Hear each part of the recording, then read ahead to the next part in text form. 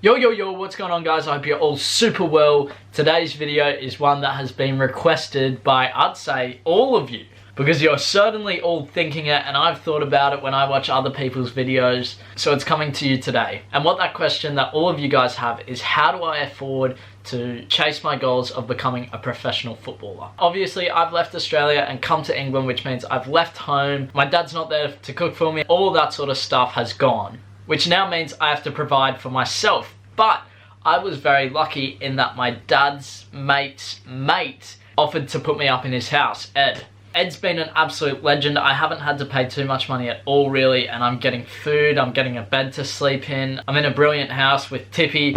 I've been very, very lucky. So first off, I suggest you try and reach out to a couple of people, like your friends, your family friends. See if they know anyone in the area that you're going to chase this goal of becoming a professional footballer. And if there is someone in that area, they might just be willing to put you up for a cheaper price. So I've been very lucky with that. Now, in a week or two, I'm going to have to move. I'm going to go to London or somewhere else, because here isn't the place to become a professional footballer. There's just not enough clubs, which means I'm going to have to leave this area and leave Ed. That's going to be sad, but it means that I'm going to have to pay a lot more money for rent, food, internet, all that sort of stuff. I'm going to have to provide for myself. I've looked into it, and off the top of my head I can't quite remember, but I think it's going to be about 800 Australian dollars a week, which is kind of expensive. I can't remember the exact figures. I'll get more into that once I move to the place that I'm going to, and I can tell you how much I'm paying for rent, food, all of that sort of stuff. But that's where it's going to become a lot more expensive for me. That means money is going to be going a lot quicker. My savings are going to go a lot quicker, which may mean I have to get a job, which is why I came to England, because with my visa, I'm allowed to work in the UK, which was a massive plus side. It means that I can work and still live and play football at a decent level. That's kind of the context of the situation, but how did I actually get my savings to where they are now?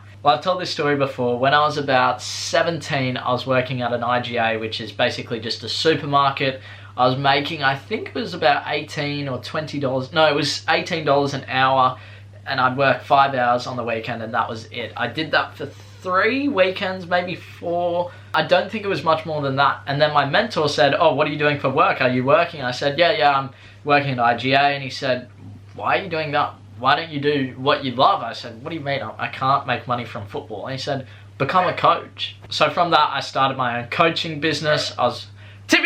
So from that, I started my own coaching business, which went very well and still is doing well. I have someone doing work over there in Australia. And that took a lot of time. I had to invest money in kit. I had to invest money in a website. A lot of time developing relationships with clients. All that sort of thing is how I managed to get to where I am now. And the money was definitely a lot better than it was at IGA, but I didn't get as many hours. And on the side, I was also buying and selling different things. So I was buying, say, iPhones or Xbox games or different games, and then selling them for a profit. And I was making a little bit of money through that. But ever since I had the idea that I wanted to go overseas and pursue this goal, I just saved my money. Right here, we're going to go through a list of all the things that I spent money on in that time. So I was paying $60 a week for rent.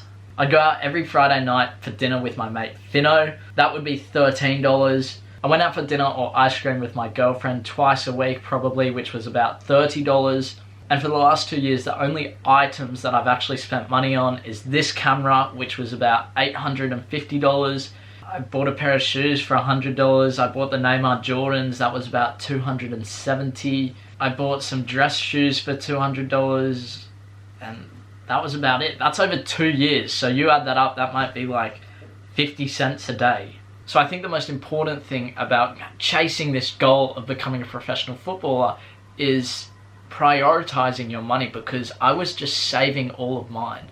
I didn't want to spend an extra dollar if I didn't have to, because I knew the more money I had, the longer I could chase my goal over here for, because if I run out of money, then I have to go back to Australia and make it up again. And I think if a lot of you guys are true with yourself, when some of you make excuses for not having enough money, it all comes down to the grind that you're willing to put in.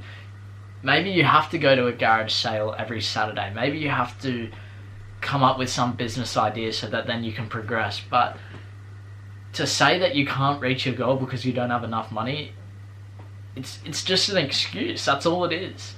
let's just say I'm making £100 a week for playing for some team in the UK. That's nowhere near enough to live on. So I would have to go out and get a job. And that's just the reality. Some of you may just go, oh, that's not enough to live on, I'm not doing it. You have to get on that grind, that hustle. That's what it's about. So it's a bit of a different video today, a bit of an informative one. One of my hobbies is also building businesses. I love being an entrepreneur. It's so cool. Anyway, if you guys did enjoy this video, make sure you leave a like. If you have any questions, let me know in the comments. I'll be sure to reply to any of your questions about my journey, or if you have any thoughts about yours and what you're looking to do in the future, I'm happy to help. Subscribe if you're new around here, join the journey, and I'll see you in the next video.